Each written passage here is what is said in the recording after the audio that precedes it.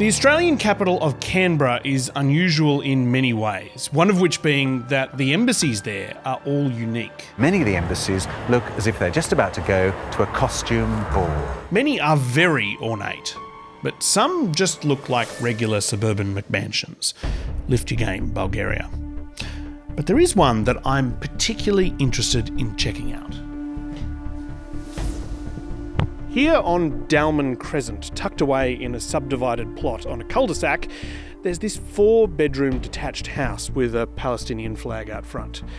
It's the home of the General Delegation of Palestine to Australia, New Zealand and the Pacific. According to the Australian government, it's not an embassy because Australia doesn't recognise the state of Palestine yet.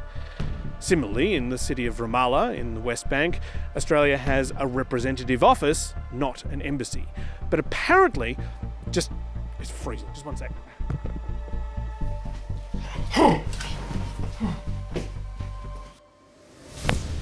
Apparently, that will all change in September when Australia recognises a state of Palestine at the UN. So we can start calling this building in Canberra and the office in Ramallah embassies.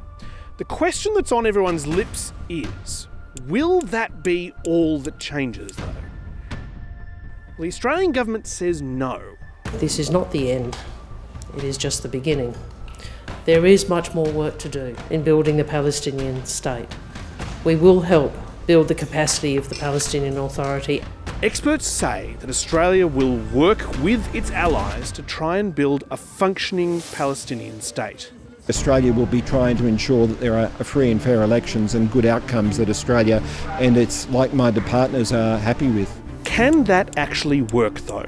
Well, a few minutes' drive from the future embassy of Palestine, right across the road from the Brunei embassy, is an example of how it can sometimes actually pay off. Here on Beale Crescent, the Embassy of Timor-Leste is quite a fabulous building with a fascinating roof design built to resemble a traditional East Timorese Taze cloth. Timor-Leste is not a wealthy country, but it is a functioning democracy with vibrant public debate and free and fair elections. And the story of Timor-Leste's fight for statehood is staggeringly similar to the story of Palestine. It tells us a lot about what might come next if Australia and its allies really put their money where their mouth is when it comes to building a Palestinian state. Now, this coat is not doing enough. I'm going back to the basement.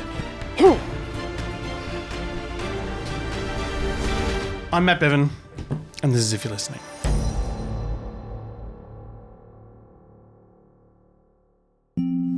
Something happened here last night that moved us very deeply. It was so far outside our experience as Australians and so inextricably interwoven with the atmosphere of this place that we'll find it very difficult to convey to you in an Australian living room, but we'll try. This is Greg Shackleton, a journalist for Channel 7 News in Australia, and he's reporting from a village on the edge of the Portuguese colony of East Timor. It's October 1975. Throughout this story, you're going to hear the area referred to as both East Timor and Timor-Leste, which just means East Timor in Portuguese. In this clip, Greg Shackleton is telling the story of a meeting that he had with local members of a resistance group called Fretilin, which had been set up to seek independence from Portugal. We were the target of a barrage of questioning from men who know they may die tomorrow and cannot understand why the rest of the world does not care. So before we go into the story of these men who could die imminently, we need to do a little bit of a geography lesson. Greg Shackleton is on the island of Timor, 500 kilometres north of Australia. At the time, it was split in half. The western half of the island was part of Indonesia, and the people were predominantly Protestant Christians. The eastern half was a Portuguese colony that was almost entirely Catholic. 500 years ago, the Dominican friars came to Timor seeking souls. Then came the soldiers to convert the sword carriers and found an outpost to guard Portugal's trade empire. But then that trade empire suddenly collapsed. In April 1974, a revolution in Portugal brought the end of Portuguese colonialism. After 500 years, Portugal left very little in Timor. So, who would control East Timor?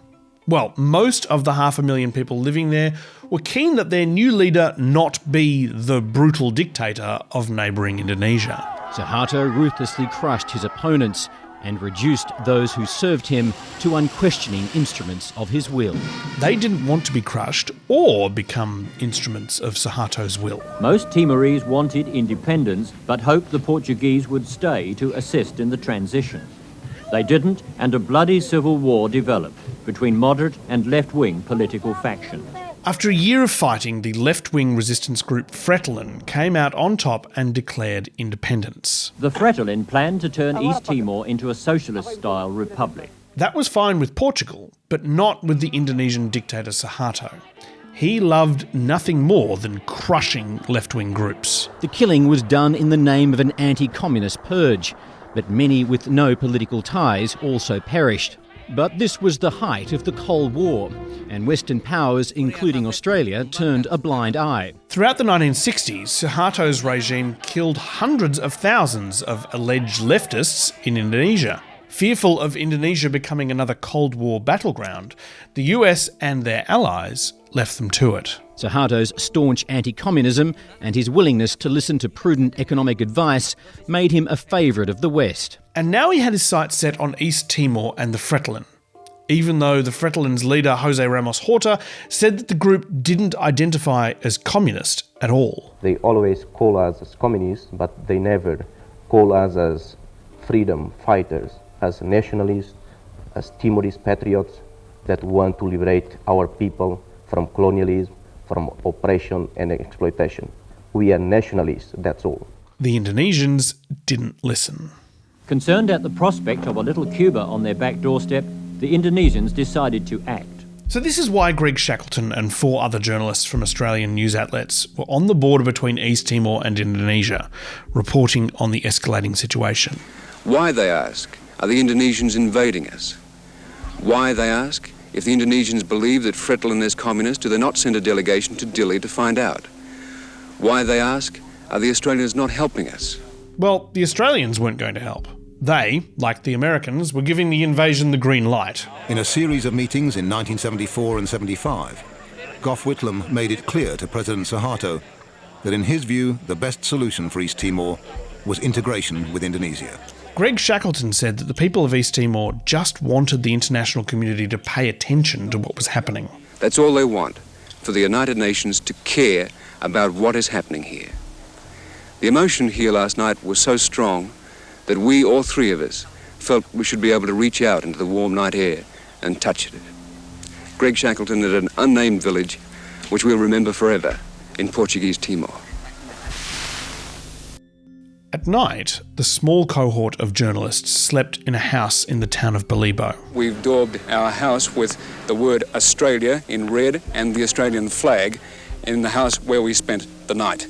We're hoping it will afford us some protection. But on the night of the 15th of October, things changed. The Indonesian Navy began firing artillery shells into the town. The journalists seemed to have taken shelter in a different house. Within hours, 300 Indonesian soldiers had taken control of the town with basically no resistance from the Fretilin. The reporters came out of the house to identify themselves as members of the foreign press. They come outside and put their hand up, we are Australian journalists. We don't have guns, all this stuff. They said, the captain said, no, go inside. Eyewitnesses told the ABC they saw an Indonesian Special Forces soldier who went by Chris go into the house with a gun. Olhei que o senhor Cris entrou para dentro da casa e deu tiroteios para os 3 jornalistas sentados na cadeira e encostado na parede. Several eyewitnesses have described what happened next. Depois disso é que eles tiraram aquelas roupas estendidas nas paredes, alguns camuflados portugueses que estavam estendidos na. They laid Portuguese guns next to the bodies and then took photos. Then they burned the bodies. Now, how would the Australian government react to this? The illegal execution of 5 unarmed journalists who had surrendered themselves to the Indonesians. Well, it wasn't really a great time for the Australian government to react to anything at all, really. Why? Well, it was in the process of collapsing. Parliamentary democracy is a complex and fragile thing. The night the journalists were killed, Prime Minister Gough Whitlam was trying to hold on to his job as the opposition tried to force his resignation. I make it clear that the government will not yield to pressure. We will not yield to blackmail. We will not be panicked. Hang on, I've got to go back to Canberra for this. I've always wanted to do this.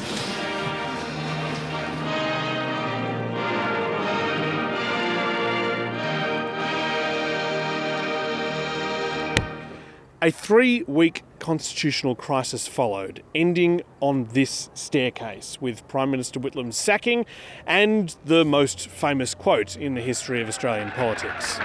Well may we say, God save the Queen. Because nothing will save the Governor-General. By the way, buckle up. The 50th anniversary is on the way and you are going to be hearing that quote a lot. But as Australian journalists were being executed during an invasion 500 kilometres off the coast of Darwin, everybody in Canberra was too busy coup d'etat-ing to notice.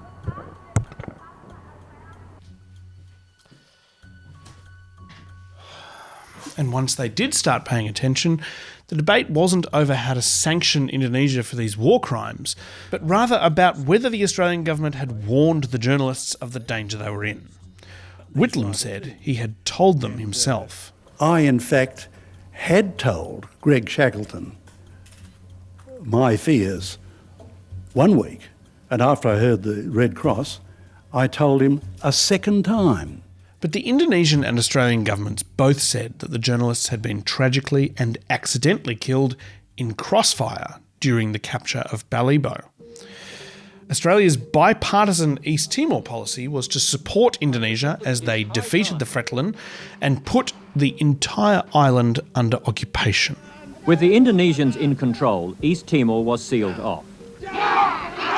In 1976, the Australian government shut down the last phone line connecting Australia and East Timor. In 1978, they officially recognised Indonesian sovereignty over East Timor. Australia was the only country to do that. Voicing opposition to this policy was enough to get you branded a bleeding heart lefty loony. In 1981, the Australian Deputy Prime Minister Doug Anthony said during a visit to Indonesia that it was time that people just got over the whole 5 executed journalists thing. It is causing a problem and it is causing political and economic difficulties between our two countries. The official story out of Indonesia, which had been accepted by the Australian government, was that the men had been caught in crossfire. But a lot of Australians weren't buying that official story. He said that 6 years after the event, Australians should ask themselves if it would not be better to put the incident behind them. He said that he raised the topic so that people in the media who still feel fairly savage about it might let the issue pass by. I think that journalists in Australia ought to take a lower profile on the Balibo issue. So why should journalists shut up about it? Well, there was money to be made, of course. Relations between Australia and Indonesia have steadily improved over recent years, culminating in the signing of the Timor Gap Oil Treaty. The Indonesian military continue to campaign against the Fretilin. Since the takeover, there have been numerous reports of mass killings, death and famine. Of course, that was never acknowledged. But the Indonesians were happy to let the ABC see the prison island, where they were housing somewhere between 4,000 and 60,000 people thought to be family members of the Fretilin. Brought here as part of the Indonesian policy to cut the Fretilin off from family support. Exiled Fretilin members said Australia was complicit in what was happening. We feel that Australian government has effectively become an ally to the crimes and the illegal occupation of East Timor. What we have heard on the part of Australia, on the part of Foreign Minister Gareth Evans, that the Timorese people should simply surrender and then the conflict would end. So I must say to Gareth Evans, he can swallow his advice and he can go to hell.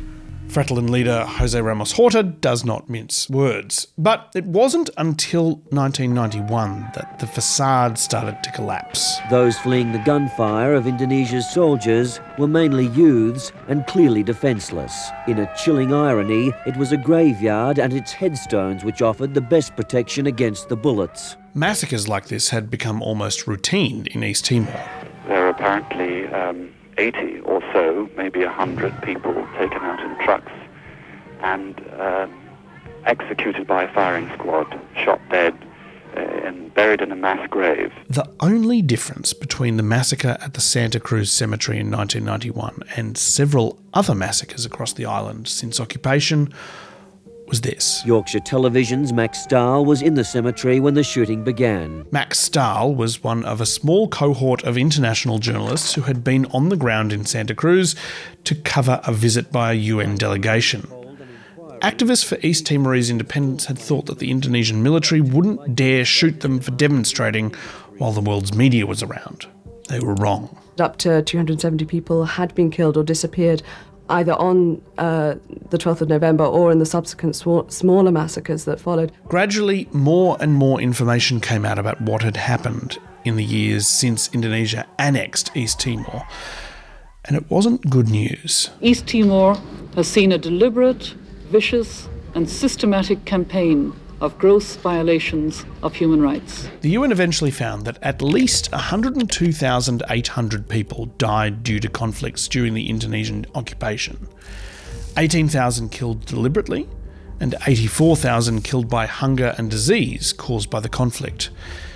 This is in a region of less than 1 million people. Some estimates say that up to a third of the population died due to the conflict. It took until 1998 and the resignation of President Suharto before Australia finally acted. Prime Minister John Howard sent a letter to the new Indonesian President, B.J. Habibie. In this letter, he suggests that I have to solve East Timor. That means prepare them for 10 years or whatever, and then after that give them their independence. Give them their independence. Now, let me walk through some of the parallels between East Timor and what's happening right now in the occupied Palestinian territories. Long-term Western bipartisan support for an occupying force? Check. Dead journalists? Check. Mass starvation? Check. An almost incomprehensible death toll? Check. Enormous numbers of refugees? Check. East Timor is even broken up into multiple sections, just like the Palestinian territories. It has a little exclave like Gaza. In the unfolding story of Israel and Palestine, we've reached the same point Australia was at in 1998, when Prime Minister John Howard sent a letter to B.J. Habibie. So, what happens after that? Well, the streets in Dili have become a battleground. After a snap independence referendum, the Indonesians bailed out, just like the Portuguese in 1975. There's absolutely no security in Timor. And they left a few parting gifts for pro-Indonesia militias. Indonesia's military has admitted supplying weapons. The civilian militias, made up of young and poorly trained recruits, accused of carrying out a campaign of terror on village people. Yesterday, the militias went on a rampage, shooting and burning, taking control of the streets. Things got so bad that Australia had to step in. In a massive show of force, Australian troops swept the centre of the capital. So, that's 1999. Let's jump forward a little bit to May 2002.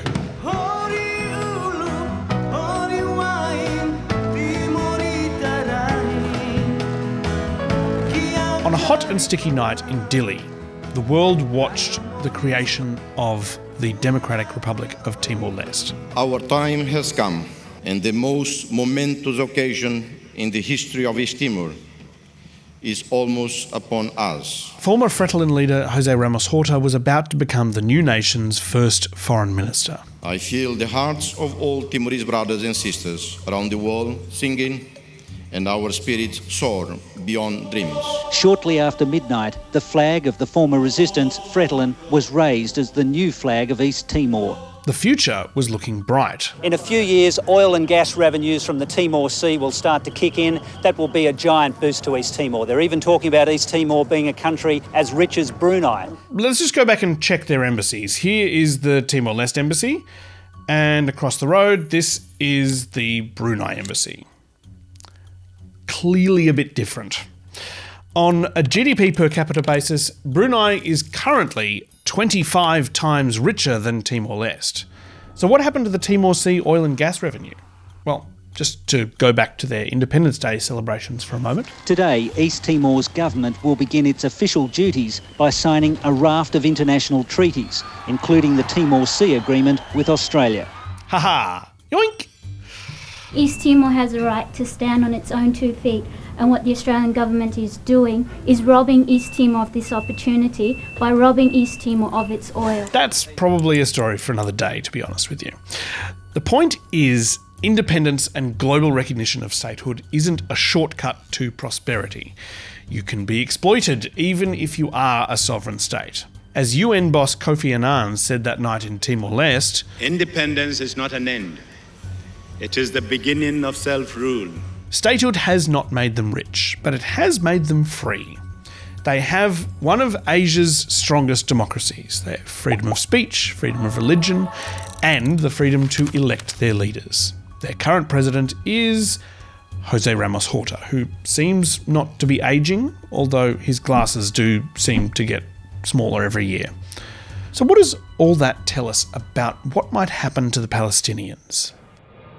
To build an independent functioning state like Timor-Leste, you need a functioning government and a functioning security force. It took 3 years of intervention by the Australian-led, US-backed multinational peacekeeping force in East Timor to set up their government. That peacekeeping force was only able to operate because Indonesia let them. Right now, Israel is not giving any indication that they will allow an international peacekeeping force to enter the West Bank or Gaza. In fact, they have revoked the visas of Australia's representatives to the Palestinian Authority. We can't even send diplomats in at the moment. The Timor-Leste government was also only able to be set up because they controlled the entire territory that they were claiming as their own. Currently, the Palestinian Authority only controls about 9% of the territory it claims. Israel controls most of the West Bank, and what's left of Hamas controls what's left of the Gaza Strip. Neither Israel nor Hamas have shown any indication that they're willing to hand over control of that territory to the Palestinian Authority, and Australia, France, the UK and Canada can't really make them. Only the US can do that. Their recognition and goodwill is better than nothing, but without the United States, its effectiveness may be limited. Right now, the person leading these negotiations on behalf of President Trump is a guy named Steve Witkoff. He is a real estate guy turned peace negotiator who is trying to broker a ceasefire in 2 of the most complicated conflicts of this century. But who is this dude? What's his deal? And what does he think that he can achieve?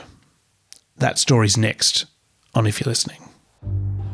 Lift your game, Macedonia! Enough? You're gonna come out.